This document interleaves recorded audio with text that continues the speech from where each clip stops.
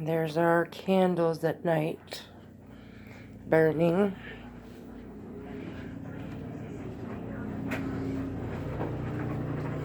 We got pizza for dinner. Gonna go out here to this fishy area. It smells like fish. Where'd the moon go?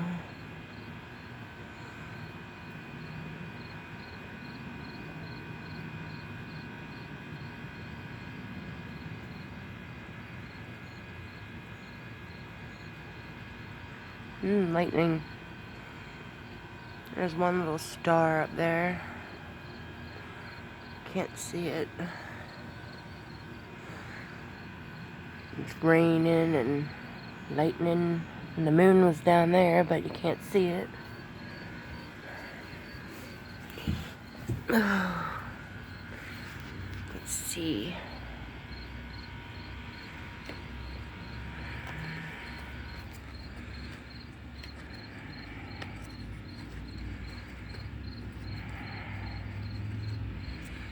It's been a very hard last 2 days, everybody.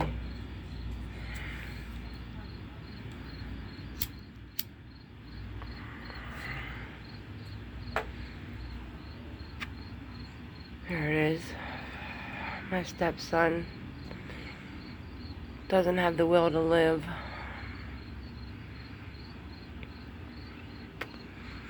He made some mistakes.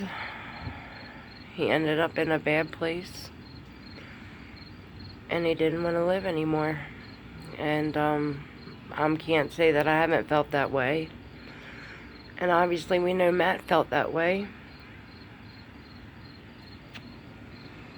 And there's these damn things that keep coming around me. Moths.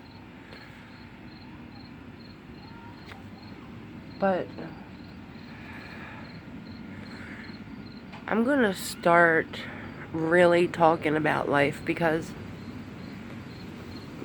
oh God, the storm's picking up. The wind's picking up.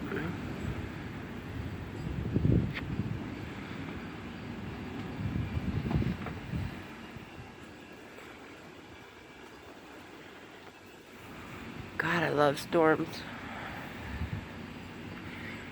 But anyway, I'm going to start talking about life because some people don't get me. And I've kind of been strange my whole life. When I was younger, I liked certain boys and I got very obsessed with them. Like, obsessed. I've always been a bigger girl. I've always had to fight for attention. My parents were doing their own things. You know, and I kind of got stuck wherever I was, you know. I went from Pasadena to Millersville, back to Pasadena.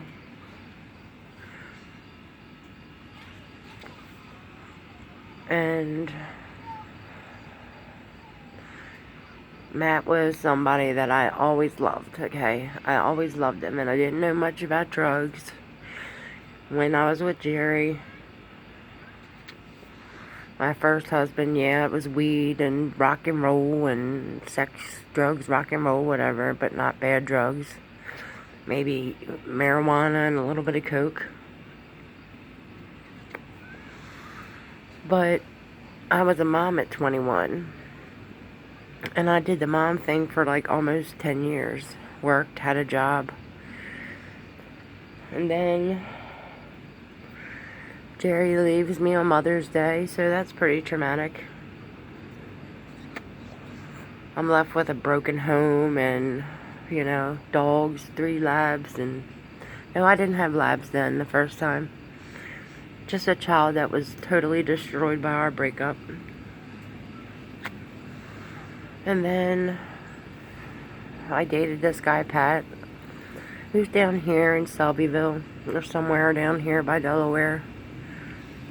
And he was on pills, and I ate pills like crazy.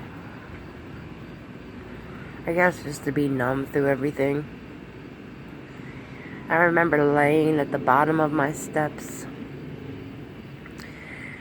in a dark house alone, crying because my family was destroyed. When I dated Pat, I was thin. I was probably the thinnest I had ever been. And I didn't get that from the divorce. I got that from doing Weight Watchers. So I stayed thin through Pat, and then Jerry, and wanted to be the coach for Jeremy's soccer team. And transportation was an issue, so I would go to Crofton, spend the night, take us all to Pasadena to do soccer. And eventually we decided to get back together. So I got some Labrador retrievers, got our house back, made Jeremy's room beautiful, and tried to start our family all over again. But that didn't work.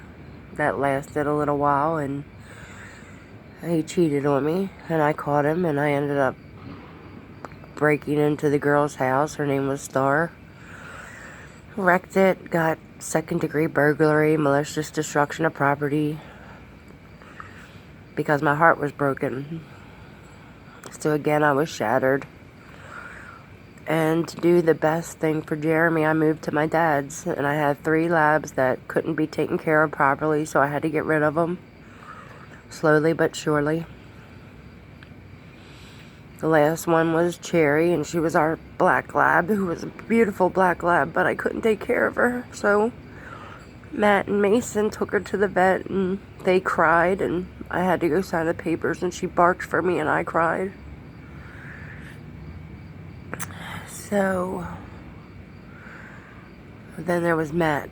I wrote Matt, and I said I wanted to see what was going on with him and help him through his issues. I knew he was into heroin and his life was sucked, and he had a child. So before Matt even came home, we wrote and we talked on the phone, and we got to know each other deeper than I probably have ever known anybody in my entire life. And so Mason and Jeremy were young, and I'd have them both at the house. This was before Matt even got home. And we were at my dad's, and we loved my dad's house. My dad lived on the water, and he had to be in the city, so he lived in Locust Point in Baltimore, and we lived in the house on the water. And we had a great time. I mean, that house is like the house that we loved. And when Matt came home, I had a sign that said, "Welcome to our forever," and our music was on the iPod. We had a night of just like being completely intimate with each other. The next day we took off for Ocean City. We went to our friend Miss Joy's house in Ocean City. We had a great time, and Matt and me sat on the boardwalk and watched people go by. It was the first time he could be away from the city and not need drugs. It was the first time he ever came home from jail and not had somebody waiting with drugs. He just had me waiting to just love him harder than anyone has ever loved him. So from then on, it was like us. So then he relapsed. I almost beat the shit out of him. I tried to stab him. Called the police on him, and I ended up getting arrested because they said I put whelps on his head. So my father takes away my car that he had got me for the divorce. It was like a divorce present. And kicked me out. I ended up going to Breezy and Mike's, and ended up getting into a big fight with Wes and Shelly because apparently I told Shelly I was messing around with Wes or whatever.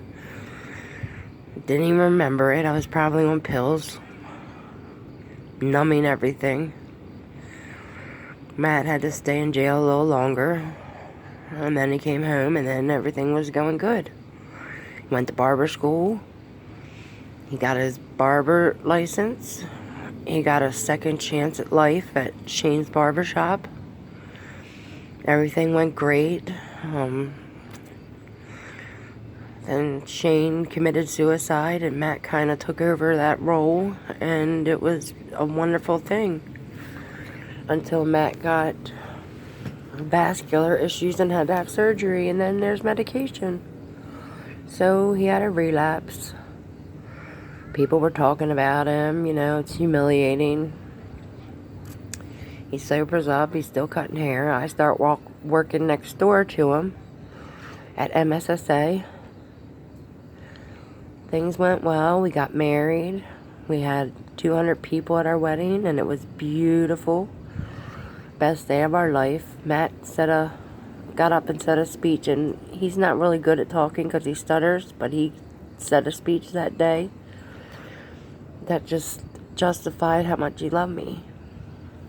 I mean, I have tons of letters telling about how much he loves me and loves his son and his family and wanted to be good and great, and he talked about the lottery all the time and winning the lottery and who he'd pay back. He'd pay back my father for a loan he gave to my ex-husband. He was going to pay for Ember to go to college. He was going to pay Eileen's condo off and pay my parents' places off, and he wanted to be a good man. So my dad has to move back, and we get put at his parents' house, and his dad got sick. Matt ended up, he didn't relapse when his father died. His father died at my feet, looking at me like, save me, and I couldn't. Matt didn't relapse then, but then Matt got gallbladder attack, pancreatitis a couple times. And he's relapsed a couple times by then, and I had to work in Ocean City for one of the fishing tournaments, and he ran around with his ex, getting high and pretty much prostituting her out for money. That's when he was with the bike club. We had a motorcycle. So, almost killed both of them, but he didn't do anything wrong, or she would have definitely told me. He was just getting high. And he was smoking crack, so he didn't really do anything because he can't perform smoking crack. So anyway, he's, trying to work here and there, try to start a barbershop in the old Luz. Everything was going crazy.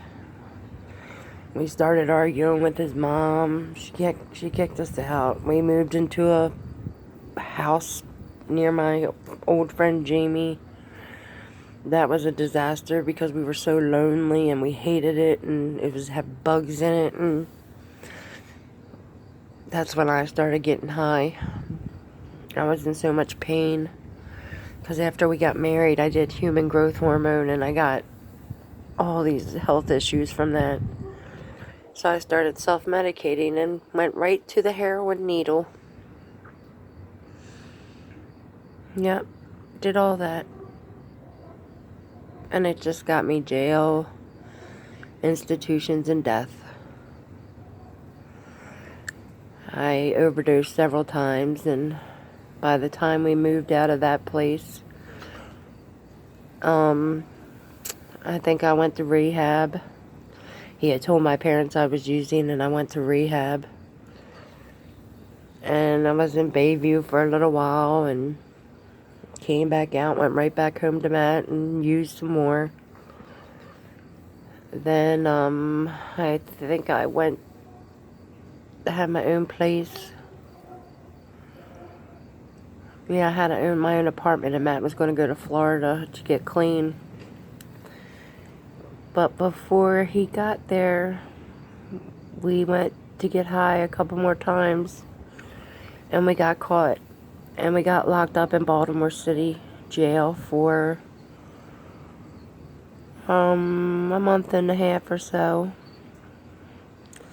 I needed $100 to get out. Two of my friends were bail bondsmen. Nobody would get me out. My family wouldn't get me out. I didn't have any money. I ended up being friends with girls who were drug addicts and selling their bodies for drugs, and they were wonderful people who were just lost. I met some really deep individuals there. But I lost respect from everyone. I lost respect from my family and from Matt's family. We both ended up getting out of jail on September 11th, 2015. And don't you know, he came right home and used again. And his mom was in shock trauma. She had fell while all this was going on. My family had to move my apartment out. It was a mess and a disaster. So when I ended up going to rehab at Warwick Manor. And Matt was getting high the whole time, hanging out with Cody, and they were both using drugs, and I don't really know what he was doing, but his mom came home, and when I got out, I went to Kathy's house. And I would be back and forth helping Matt with his mom and this, that, and the other. And then eventually they asked me to stay. So I stayed. And I took care of her. She was very, very sick at times. And I'd wipe her butt and clean her puke up and give her suppositories. And Matt relapsed several times. We ended up both going on the methadone program. I mainly went on because of my chronic pain, but I had to be high to get on. I overdosed one good time after that, and almost died. Took 6 shots of Narcan and an IV to bring me back. And it was a couple years, you know. We were at his mom's, and we had hard times, and we had good times.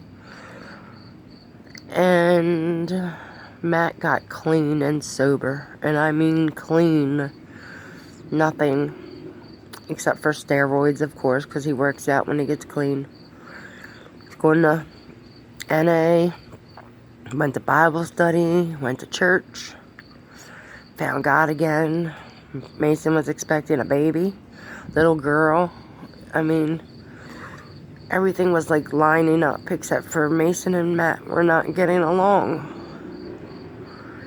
So Mason moved out, and we kind of hung around, and we did things, and, you know, I helped his mom. She had paid off my credit cards at one point, and I had given her like my tax money 2 years in a row. And, you know, Matt would give her money here and there, but then Matt would also mess up and take money because everybody was giving her PIN to her card. So Marky would take it, Matt would take it, Mason would take it. I would take it to go grocery shopping, but I never stole money from her. I never stole anything from her. But when I talked to Aunt Pat, which is Matt's aunt down in Florida, she said that I was stealing and all this, and I didn't do that. I didn't steal anything from Dee. Matt may have manipulated me and stole where I didn't even know. But he was sick. He was molested by his cousin Danny. Not many people knew that, but I had told his mom that. And it was something he was coming to terms with. He was in counseling, everything, for 6 to 7 months. And he got a wonderful job at cutting up in Pasadena with Justin and Tony. And he loved it. He loved being back on top. Until during their autism awareness event, their cuts for a cause, or I don't know which one it was, but it was autism thing, I believe. Matt is doubled over in pain. It's another bout of pancreatitis. So I take him to the hospital, and he's sitting there, and he's laying there, and he's in pain, and he's in pain and pain, and then finally says, "Babe, please get the doctor.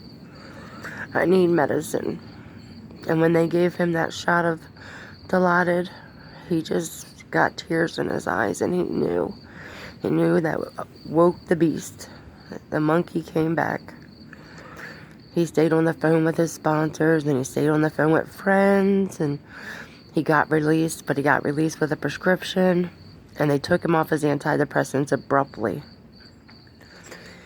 So a couple weeks go by, and we're at Bible study, and one of the woman that's in the law office next to the barber shop, she had noticed that I had deleted her off of Matt's page because she was just too flirty. And Matt told me, he got mad at me about it, of course, but I wouldn't know if anybody deleted me off of their Facebook page, but she knew. So that's how I know that she cared. So at Bible study, he got mad at me one night, and he told me to leave and go with Jason Poe.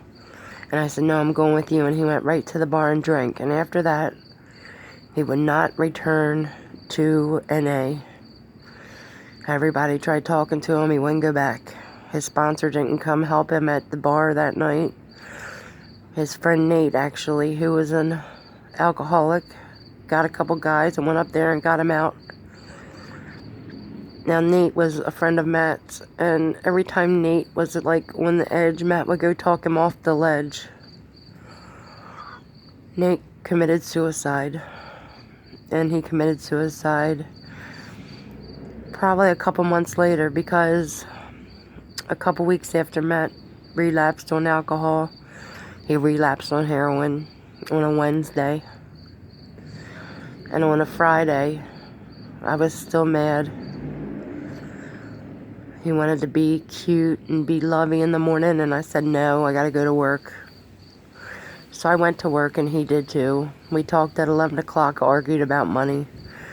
He thought I put it in his wallet, but I put it behind the TV, and he went to Royal Farm and had no money. So he went to the barber shop. He cut hair all day, and everybody from NA was in there, and friends were in there, and everybody knew Matt was high. It was on the video. They had it on video and watched it. But nobody told me. They asked him to go home. And I think he didn't know that he still had his job, and Tony had just asked him to go home and get straightened up. So he went home, and his mom was sick and had to go to the hospital, so she took him to the hospital. He took her to the hospital. And he said, Mom, I'll be right back. But 40 minutes later, he never came back. And when I got off work, I couldn't find him, so I headed to West Baltimore. And I couldn't find him, but I had a feeling in my gut that something was really wrong this time. Matt never overdosed. Matt never went out.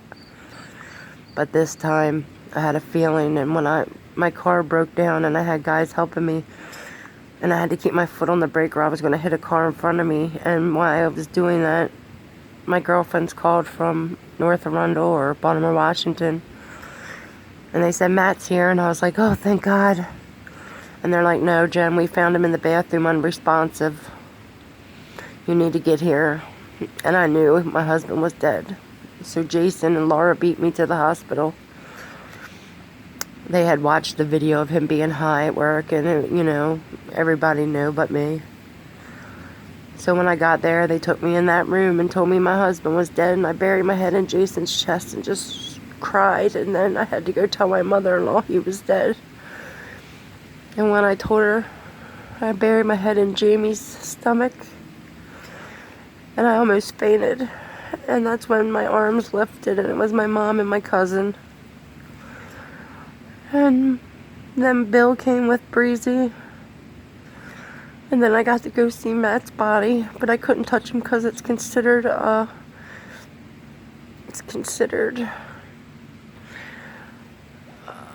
like a crime scene, so I couldn't touch him. So I sat there and I looked at his blue bloated body, and Bill sat with me. Breezy went in, but she could only hold my back and not look. And Kim helped Dee call the family. And Mason was out partying, so he was drunk, and he didn't really understand what was going on and couldn't believe it. Until the day he walked into that funeral home and he broke down. And I had to bury my husband.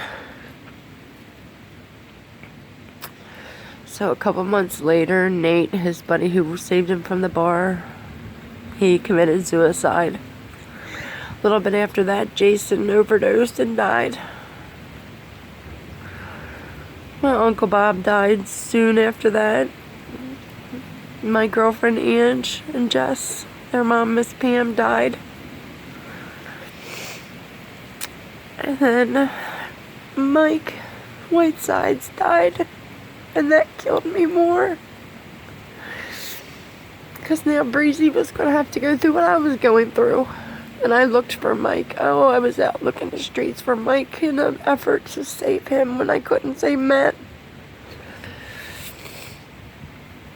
So now, let me fast forward. My work fired me. I've had random jobs, but my health's just gotten worse. My mental health's gotten worse. I've been into different programs. I've had electric shock therapy done on my brain. Both of my kids are using drugs. My son's partying with drugs. And Mason is lost. Him and Maddie didn't work out. He doesn't get to see his daughter because Maddie and another man are raising her. And he's into drugs. And he tried to commit suicide the other day. And now he's in Franklin Square Psych Ward and will be released tomorrow. This is my story. And it doesn't get better. You see, my family doesn't really understand, number one, how I can love an addict so deeply. Or how I was so codependent on him.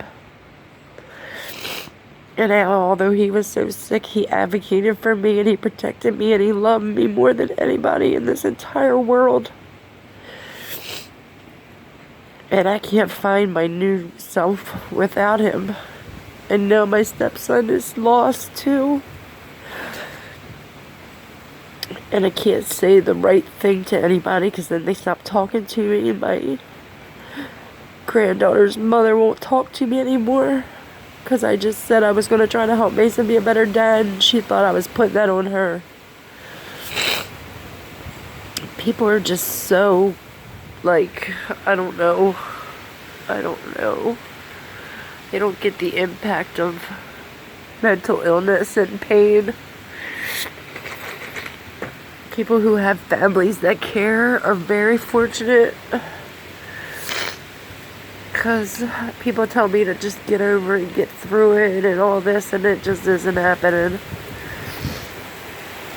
And here comes the rain. Hear it. I love it. It's beautiful.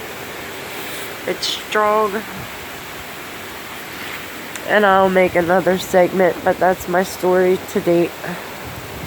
And I love my husband, but I'm so mad at him for leaving us like this.